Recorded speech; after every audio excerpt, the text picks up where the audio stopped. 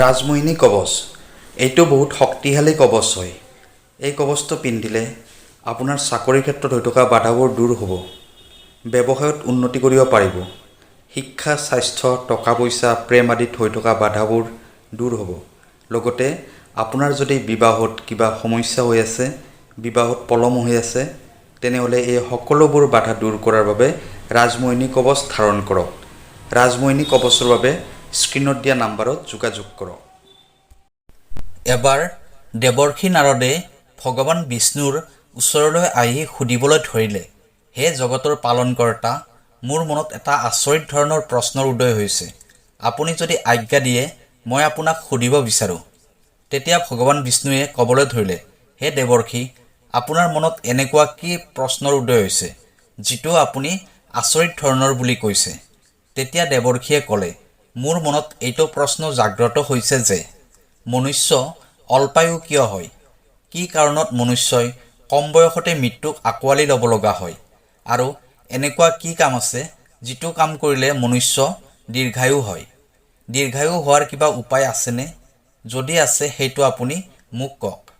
মই সেইটো শুনিব বিচাৰোঁ আৰু ইয়াৰ প্ৰচাৰ পৃথিৱীৰ লোকত কৰিব বিচাৰোঁ, যাৰ দ্বাৰা সমস্ত মানৱ জাতিৰ কল্যাণ হ'ব।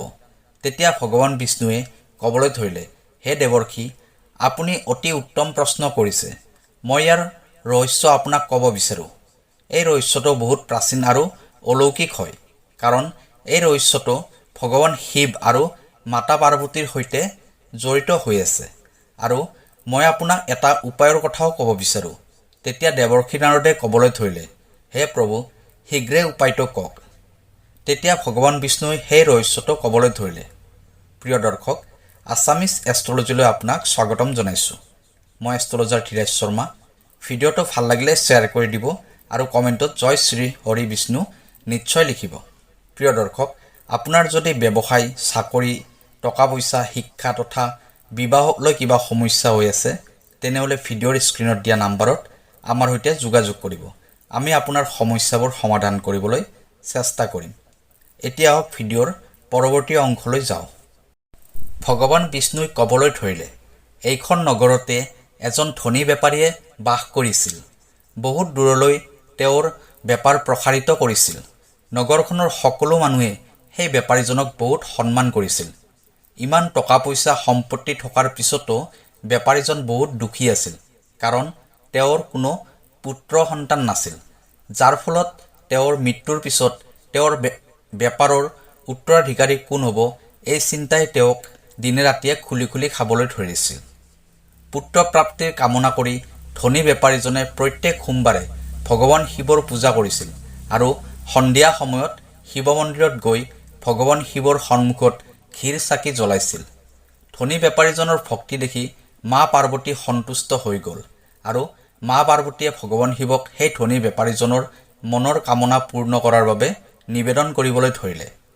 ভগৱান শিৱে মা পাৰ্বতীক ক'লে, এই সংসাৰৰ প্ৰত্যেক প্ৰাণীয়ে কৰ্ম অনুসৰি ফল প্ৰাপ্তি কৰে। যি প্ৰাণীয়ে যেনেকুৱা কৰ্ম কৰে তেওঁ তেনেকুৱা ধৰণৰ ফল প্ৰাপ্তি কৰে। ভগৱান শিৱে বুজাই কোৱাৰ পিছতো মা পাৰ্বতীয়ে মানি লোৱা নাছিল আৰু ধনী বেপাৰীজনৰ মনোকামনা পূৰ্তিৰ বাবে তেওঁ বাৰে বাৰে ভগৱান শিৱক অনুৰোধ কৰিবলৈ ধৰিলে। অৱশেষত মা পাৰ্বতীৰ আগ্ৰহ দেখি ভগৱান শিৱে ধনী বেপাৰীজনক পুত্ৰ প্ৰাপ্তিৰ বৰদান প্ৰদান কৰিলে। বৰদান দিয়াৰ পিছত ভগৱান শিৱে মা পাৰ্বতীক ক'লে, আপোনাৰ অনুৰোধৰ বাবে মই তেওঁক পুত্ৰ প্ৰাপ্তিৰ বৰদানটো দিলোঁ, কিন্তু ধনী বেপাৰীজনৰ পুত্ৰ 16 বছৰতকৈ অধিক সময় জীৱিত হৈ নাথাকিব। সেই ৰাতিয়ে ভগৱান শিৱে বেপাৰীজনৰ সপোনত আহিল আৰু তেওঁক পুত্ৰ প্ৰাপ্তিৰ বৰদান দিলে আৰু বেপাৰীজনক ক'লে যে তেওঁৰ পুত্ৰ কেৱল 16 বছৰলৈহে জীৱিত হৈ থাকিব। ভগৱানৰ পৰা বৰদান পাই বেপাৰীজন সুখী হ'ল, কিন্তু পুত্ৰৰ অল্পায়ুৰ চিন্তাই সেই সুখকণ নষ্ট কৰি দিলে। বেপাৰীজনে আগৰ দৰে সোমবাৰৰ দিনা ভগৱান শিৱৰ বিধিগত ব্ৰত পূজা পাঠ কৰি থাকিল। কেইমাহমান যোৱাৰ পিছত ধনী বেপাৰীজনৰ ঘৰত এটা সুন্দৰ বালকৰ জন্ম হ'ল আৰু ঘৰখনত এটা আনন্দৰ পৰিৱেশৰ সৃষ্টি হ'ল। বহুত ধুমধামেৰে পুত্ৰ জন্ম হোৱাৰ উৎসৱ পালন কৰিলে, কিন্তু ধনী বেপাৰীজনৰ পুত্ৰ জন্ম হোৱাৰ পিছতো তেওঁ সুখী অনুভৱ কৰা নাছিল, কাৰণ তেওঁ পুত্ৰৰ অল্পায়ুৰ ৰহস্য জানিছিল। যেতিয়া ল'ৰাজনৰ 12 বছৰ সম্পূৰ্ণ হ'ল তেতিয়া বেপাৰীজনে পুতেকক পঢ়িবৰ বাবে মামাকৰ সৈতে বাৰাণসীত পঠাই দিলে। ল'ৰাজনে শিক্ষা গ্ৰহণ কৰাৰ বাবে মামাকৰ সৈতে গুচি গ'ল। গৈ থাকোঁতে ৰাস্তাত মামা ভাগিনে যি ঠাইতে বিশ্ৰামৰ বাবে ৰৈছিল সেই ঠাইত যজ্ঞ কৰি ব্ৰাহ্মণক ভোজন কৰাইছিল। দীঘলীয়া যাত্ৰা কৰাৰ পিছত মামা ভাগিন গৈ এখন নগৰত উপস্থিত হ'ল। সেইদিনা সেই নগৰখনৰ ৰজাৰ কন্যাৰ বিবাহ আছিল, যাৰ বাবে গোটেই নগৰখন ধুনীয়াকৈ সজাই তুলিছিল। সঠিক সময়তে দৰা আহি পালে, কিন্তু দৰাৰ এটা চকু কণা হোৱা বাবে দৰাৰ পিতাক বহুত চিন্তিত হৈ আছিল। কাৰণ যদিহে ৰজাই দৰাৰ এটা চকু কণা বুলি জানিব পাৰি যদিহে বিয়াখন বন্ধ কৰি দিয়ে। দৰাৰ পিতাকে ভয় খাই আছিল ৰজাই এই কথাটো গম পালে বিয়াখন ভংগ কৰি দিব পাৰে। ইয়াৰ ফলত তেওঁলোকৰ বদনামিও হ'ব। ঠিক সেই সময়তে দৰাৰ পিতাকে বেপাৰীৰ ল'ৰাজনক দেখিলে আৰু তেওঁৰ মনত এটা বুদ্ধি খেলালে যে এই ল'ৰাজনক দৰা বনাই ৰাজকুমাৰীৰ সৈতে বিবাহ কৰাই দিওঁ নেকি। বিবাহ হৈ যোৱাৰ পিছত ল'ৰাজনক টকা পইচা দি বিদায় দিম আৰু ৰাজকুমাৰীক নিজৰ নগৰলৈ লৈ যাম। দৰাৰ পিতাকে ল'ৰাজনৰ মামাকৰ সৈতে এই সম্বন্ধে কথা পাতিলে। মামাকে টকাৰ লোভত দৰাৰ পিতাকৰ কথাটো মানি ল'লে। বেপাৰী ল'ৰাজনক দৰাৰ সাজ পিন্ধাই ৰাজকুমাৰীৰ সৈতে বিবাহ কৰাই দিলে। ৰজাই বহুত ধন সম্পত্তি দি ৰাজকুমাৰীক বিদায় দিলে। বিবাহৰ পিছত বেপাৰীৰ ল'ৰাজনে যেতিয়া ৰাজকুমাৰীৰ সৈতে একেলগে গৈ আছিল তেতিয়া তেওঁ সত্যটো লুকুৱাই ৰাখিব পৰা নাছিল। সেয়েহে ৰাজকুমাৰীৰ চাদৰখনত লিখি দিছিল যে ৰাজকুমাৰী, তোমাৰ বিবাহ মোৰ সৈতে হৈছিল। মই বাৰাণসীত পঢ়িবলৈ গৈ আছোঁ। এতিয়া তুমি যিজন নৱযুৱকৰ পত্নী হ'বলৈ গৈ আছা তেওঁৰ এটা চকু কণা। ৰাজকুমাৰীয়ে যেতিয়া চাদৰত লিখি দিয়াখিনি পঢ়িলে তেতিয়া ৰাজকুমাৰীয়ে কণা ল'ৰাজনৰ সৈতে যাবলৈ অমান্তি হ'ল। ৰজাই যেতিয়া এই সকলোবোৰ কথা গম পালে তেতিয়া তেওঁ ৰাজকুমাৰীক নিজৰ ৰাজমহলতে ৰাখি দিলে। ইফালে বেপাৰীৰ ল'ৰাজনে মামাকৰ লগত বাৰাণসী গৈ পালে আৰু গুৰুকুলত পঢ়িবলৈ আৰম্ভ কৰি দিলে। যেতিয়া তেওঁৰ বয়স 16 বছৰ হ'ল তেওঁ যজ্ঞ কৰিলে। যজ্ঞ সমাপ্ত হোৱাৰ পিছত ব্ৰাহ্মণসকলক ভোজন কৰালে আৰু বহুত অন্ন বস্ত্ৰ দান কৰিলে। ৰাতি তেওঁ নিজৰ শয়ন কক্ষত শুই গ'ল। ভগৱান শিৱৰ বৰদান অনুসৰি শয়ন অৱস্থাতে বেপাৰীৰ ল'ৰাজনৰ মৃত্যু হ'ল। সূৰ্যোদয়ৰ পিছত মামাকে মৃত ভাগিনক দেখি কান্দিব ধৰিলে। ওচৰ পাজৰৰ মানুহখিনিও একত্ৰিত হৈ দুখ প্ৰকাশ কৰিব ধৰিলে। ল'ৰাজনৰ মামাকে কান্দি থকা শব্দটো ভগৱান শিৱ আৰু মাতা পাৰ্বতীয়েও শুনিলে। মাতা পাৰ্বতীয়ে ভগৱান শিৱক ক'বলৈ ধৰিলে, প্ৰাণনাথ, মই তেওঁৰ কান্দোনৰ শব্দবোৰ সহিব পৰা নাই। আপুনি তেওঁৰ দুখ নিশ্চয় দূৰ কৰক।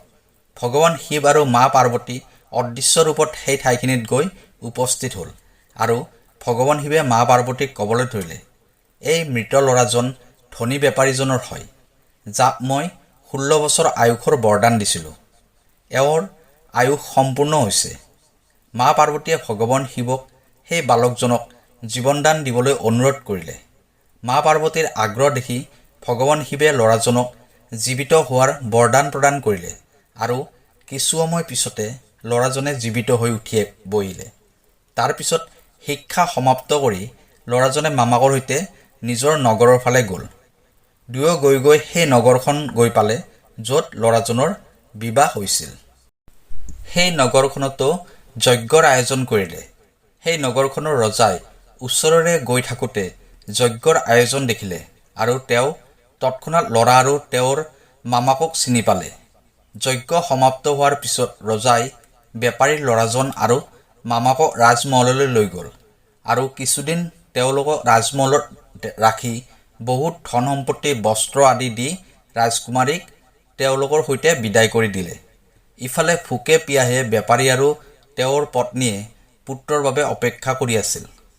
তেওঁলোকে প্ৰতিজ্ঞা কৰিছিল যে যদি তেওঁলোকে পুত্ৰৰ মৃত্যুৰ খবৰ পায় তেনেহ'লে দুয়ো নিজৰ নিজৰ প্ৰাণত্যাগ কৰিব। কিন্তু যেতিয়াই তেওঁলোকে পুত্ৰ জীৱিত অৱস্থাত ঘূৰি অহাৰ বাবে খবৰ শুনিলে দুয়ো বহুত সুখী হ'ল। ধনী বেপাৰীজনে পত্নী আৰু তেওঁৰ বন্ধু বান্ধৱবোৰৰ সৈতে নগৰৰ দুৱাৰমুখলৈ গ'ল। নিজৰ পুত্ৰৰ বিবাহৰ কথা শুনি আৰু ৰাজকুমাৰীক নিজৰ বোৱাৰী হিচাপে পাই বেপাৰী আৰু তেওঁৰ পত্নী বহুত সুখী হ'ল। সেইদিনাখন ৰাতিয়ে বেপাৰীজনৰ সপোনত ভগৱান শিৱে আহি ক'লে, মই তোমাৰ সোমবাৰৰ ব্ৰত আৰু পূজাত সন্তুষ্ট হৈ তোমাৰ ল'ৰাক দীৰ্ঘায়ু হোৱাৰ বৰ প্ৰদান কৰিছোঁ। পুত্ৰৰ দীৰ্ঘায়ু হোৱাৰ কথা শুনি বেপাৰীজন বহুত সুখী হ'ল। শিৱ ভক্ত হোৱাৰ বাবে তথা সোমবাৰে ব্ৰত কৰাৰ বাবে বেপাৰীজনৰ সকলোবোৰ মনোকামনা পূৰ্ণ হ'ল। এইদৰে যি ভক্তই সোমবাৰে বিধিগতভাৱে ব্ৰত পালন কৰে আৰু সোমবাৰে শিৱৰ পূজা কৰে তেওঁৰ সকলোবোৰ ইচ্ছা পূৰ্ণ হয়।